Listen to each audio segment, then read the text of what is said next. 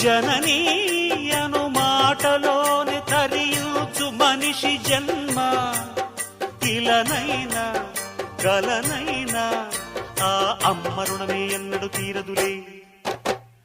ప్రాణం నా ధ్యానం మా అమ్మ కోసమని ఉన్న బ్రతికున్న మా అమ్మే లోకమని బ్రహ్మైనా అమ్మంటే చాలు మొక్కుతాడురా.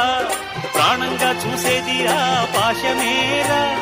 దేవుణ్ణైనా ఎదిరిస్తాను, కాలాన్నైనా శాసిస్తాను, అమ్ముంటే చాలంట అండగా.